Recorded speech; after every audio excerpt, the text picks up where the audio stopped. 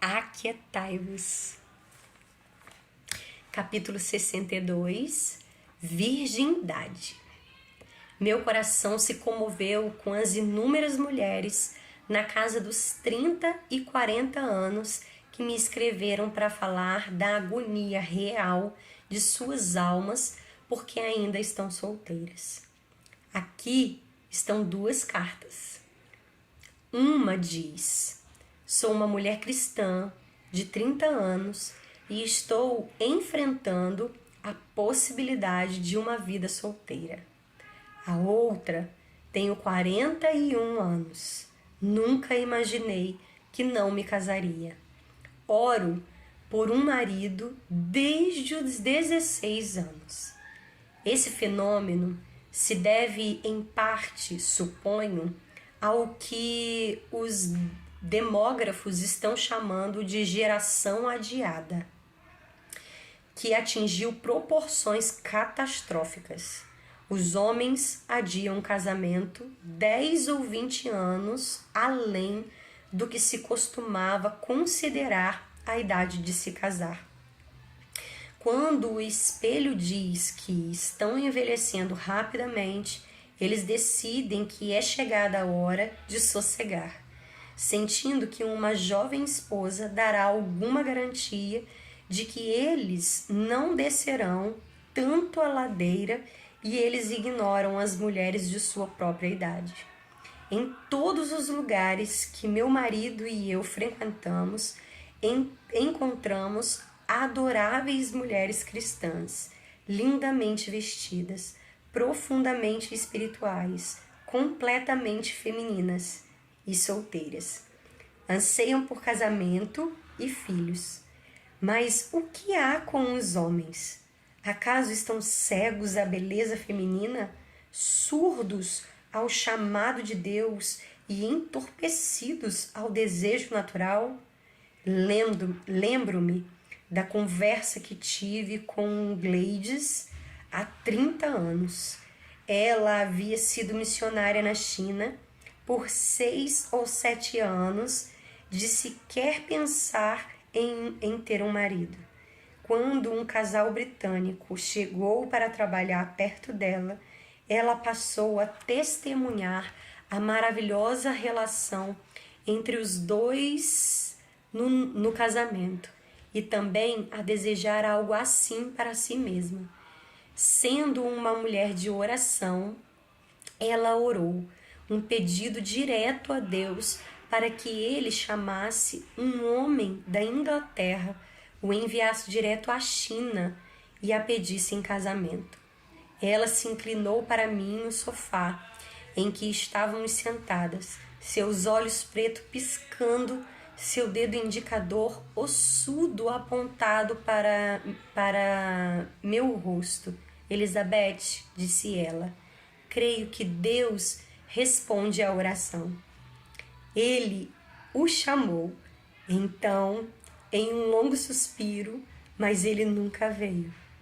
Onde estão os homens santos de Deus, dispostos a assumir a responsabilidade plena da masculinidade, a assumir os riscos e a fazer os sacrifícios de cortejar e ganhar uma esposa, casando-se e gerando filhos em obediência ao mandamento de serem frutíferos?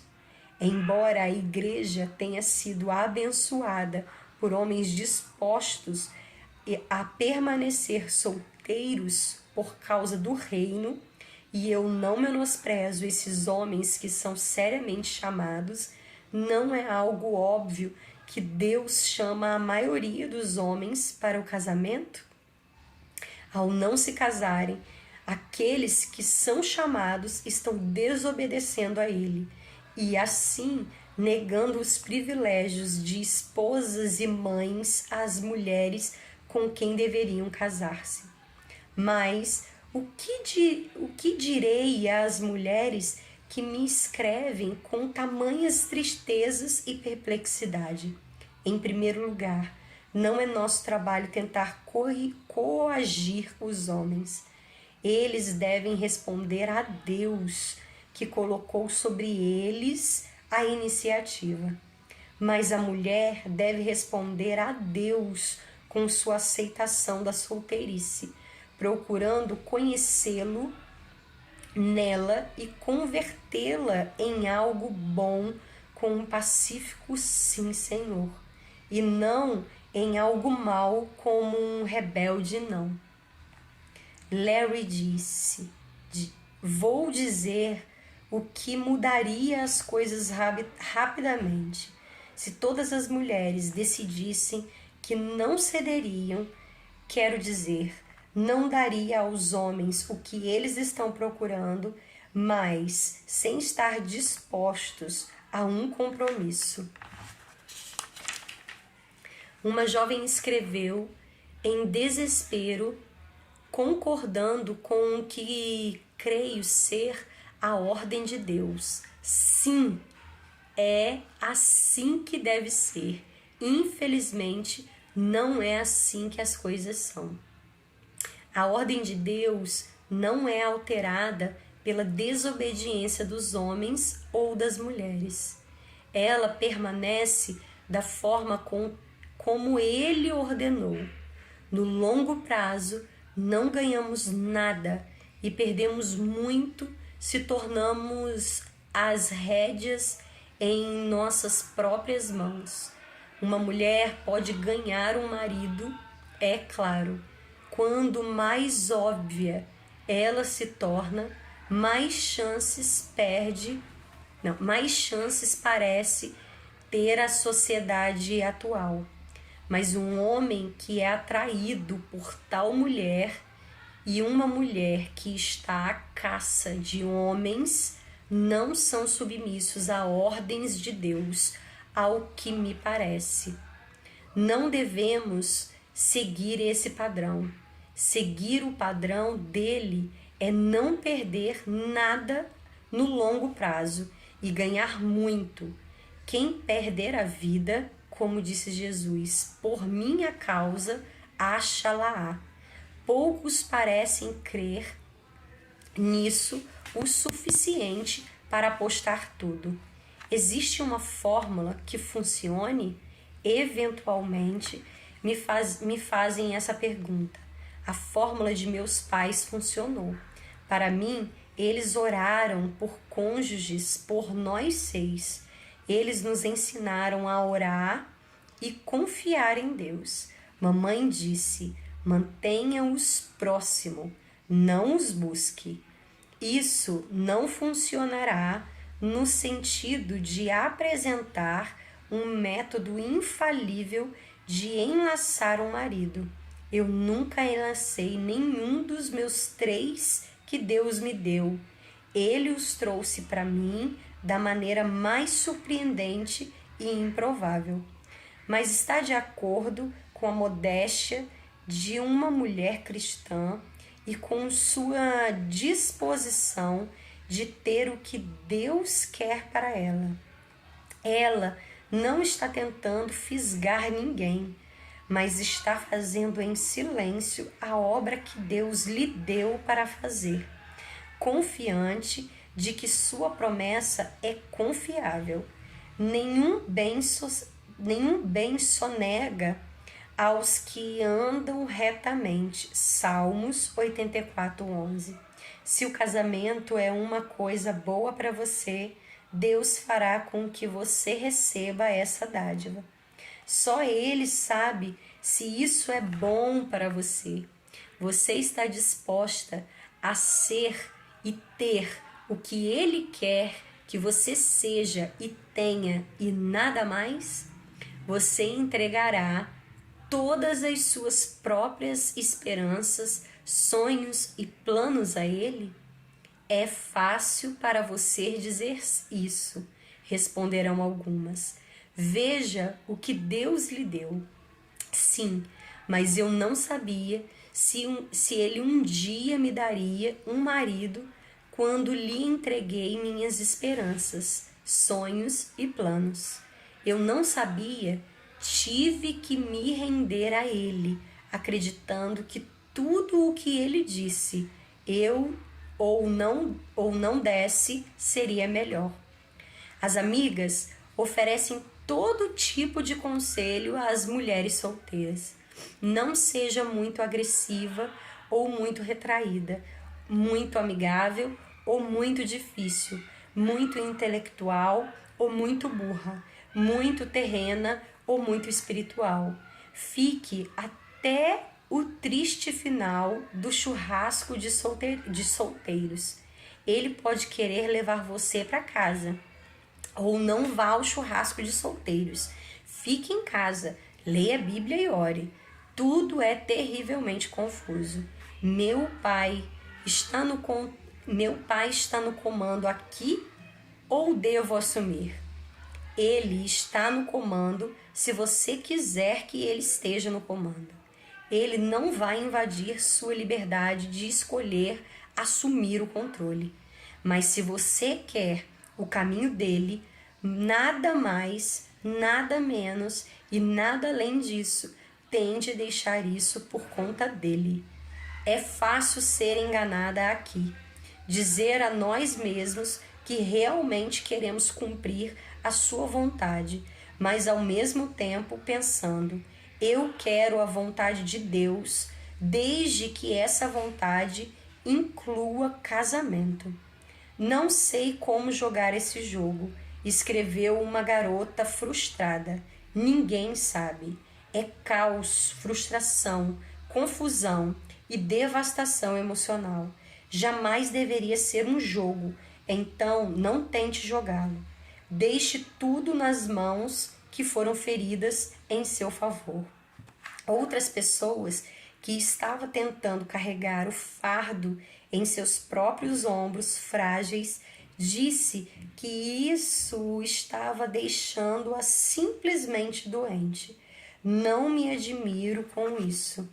Ela está carregando fardos que Deus nunca quis que ela carregasse. Vinde a mim, diz Jesus, todos os que estáis cansados e sobrecarregados, e eu vos aliviarei. Tomai sobre vós o meu jugo e aprendei de mim, porque sou manso e humilde de coração. Mateus 11, 28 a 29. É tudo uma questão de rendição total, em amor a Deus, acima de todos os outros. Sabemos que todas as coisas cooperam para o bem daqueles que amam a Deus, daqueles que são chamados segundo o seu propósito, diz no Romanos 8, 28. Amar a Deus significa um sim final e sem reservas para toda a sua santa vontade. E se a sua santa vontade é que você fique solteira, isso também coopera para o seu bem. Como uma mulher solteira cristã pode entrar no ministério de Cristo e da igreja se nunca experimentou o casamento? Essa é a questão de uma jovem muito atenciosa. O dom da virgindade, dado a todos para ser oferecido de volta a Deus para uso dele, é inestimável e insubstituível. Pode ser oferecido no sacrifício puro do casamento ou no sacrifício de uma vida de celibato. Isso soa muito elevado e sagrado? Mas pense por um momento. Por nunca ter conhecido um homem, a virgem é livre para se preocupar totalmente com os assuntos do Senhor, como Paulo disse em 1 Coríntios 7. Para ser santa, assim no corpo como no espírito. Capítulo 7, versículo 34 de 1 Coríntios. Ela mantém seu coração como a noiva de Cristo em um sentido muito especial e oferece apenas o noivo celestial, tudo o que ela é e tem. Quando ela se entrega voluntariamente a ele em amor, não tem necessidade de se justificar ao mundo ou aos cristãos que a tornaram, ou aos cristãos que atormentam com perguntas ou sugestões. de um modo não acessível à mulher casada, seu sacrifício vivo, diário, é um testemunho poderoso e humilde, irradiando o amor. Creio que ela pode sim entrar no ministério de uma forma mais profunda do que o resto de nós. Como ela pode entrar no ministério do Pai, amando seus filhos, se ela nunca tiver filhos. Mas ela pode ter filhos, ela pode ser uma mãe espiritual, assim como Emi, pela própria oferta de sua solteirice, transformada para o bem de mais filhos do que uma mãe natural pode gerar. Tudo é recebido e santificado por aquele a quem é oferecido. Pois bem, alonguei este capítulo sobre essa temática, mas meus arquivos de correspondência me dizem que é um assunto de fato urgente e anseio por ajuda de qualquer maneira possível aqueles que não encontram ajuda, conforto ou apoio de qualquer tipo do mundo e, infelizmente, por vezes quase nada da própria igreja. Se vós fosseis do mundo, disse nosso Senhor, o mundo amaria o que era seu. Como, todavia, não sois do mundo, pelo contrário, dele vos escolhi. Por isso o mundo vos odeia. João 15:19. Lembre-se disso também. Ora, o mundo passa, bem como a sua concupiscência. Aquele, porém, que faz a vontade de Deus permanece eternamente. 1 João 2:17. Amém, Deus! Beijo!